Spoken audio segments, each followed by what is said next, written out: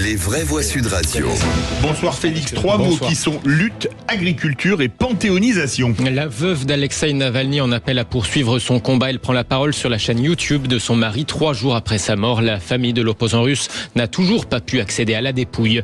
Ils veulent plus que des demi-mesures et font monter la pression à 5 jours du salon. Les agriculteurs manifestaient aujourd'hui. Emmanuel Macron doit recevoir leur syndicat demain. Et puis Marine Le Pen confirme sa présence à la panthéonisation du résistant communiste Missak Manouchian. Mercredi, le président Macron estimait pourtant dans l'humanité qu'elle serait inspirée de ne pas s'y rendre. Les vraies voix Sud Radio.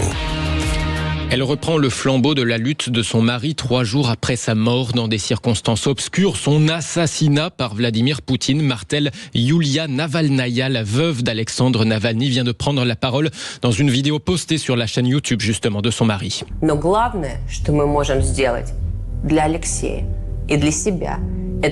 La chose la plus importante que nous puissions faire pour Alexeï et pour nous-mêmes est de continuer à nous battre plus désespérément, plus férocement qu'auparavant.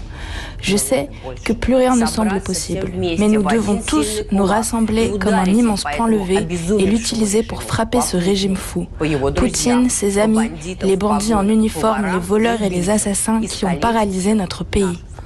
La famille Navalny n'a toujours pas pu accéder à la dépouille. Le président russe devra rendre des comptes, affirme le chef de la diplomatie européenne. Josep Borrell a rencontré la veuve de l'opposant à Bruxelles, où se réunissent les ministres des Affaires étrangères des 27. Plusieurs d'entre eux, d'ailleurs, se disent favorables à de nouvelles sanctions contre la Russie. On ne peut que saluer le courage de cette Elle est formidable, comme le mari qui a probablement été assassiné, mais on n'en a pas la certitude absolue.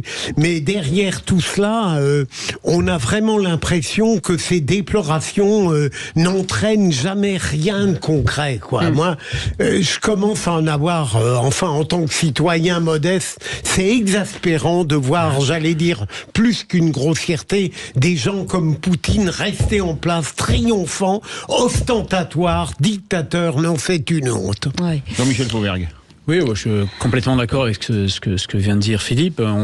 On se demande si ça réagit. Alors on a peu de renseignements. On se demande si ça réagit en Russie, si ça bouge, si voilà. Nous de notre côté, on déplore, on voit, mais on a accès aux renseignements. On sait ce qui se passe. Enfin, on sait ce qui se passe. On est informé.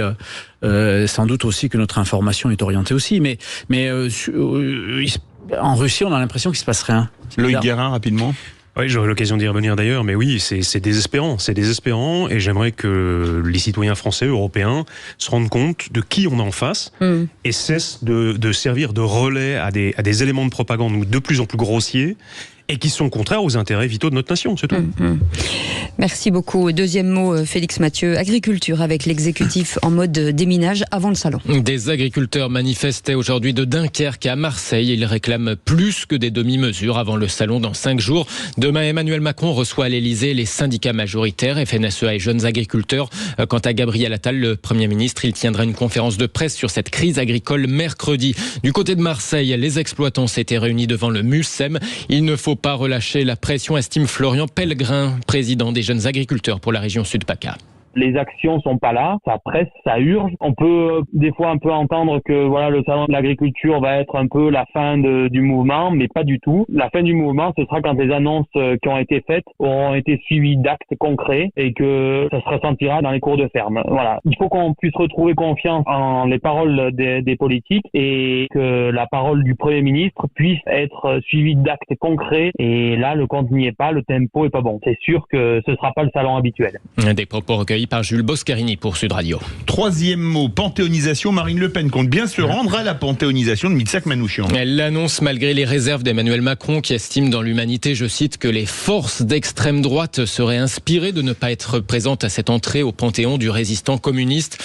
Eh bien, la présidente du groupe RN à l'Assemblée dénonce aujourd'hui via son entourage les propos outrageants du président de la République. Propos présidentiels défendus ce matin pourtant par le député Renaissance de Paris, Benjamin Haddad. Il évoque lui l'histoire du Rassemblement national. Dans son histoire, il s'inscrit dans un rejet de la République et dans des idées. Quand on regarde l'héritage de Madame Le Pen, celui des fondateurs du parti. Aujourd'hui encore. Mais moi, je constate que Madame Le Pen, elle a fait comme choix de vie de poursuivre le combat de son père, qui avait été condamné à nombreuses reprises pour incitation à la haine raciale, qui venait d'un parti qui avait été fondé aussi avec des négationnistes, avec un Waffen-SS.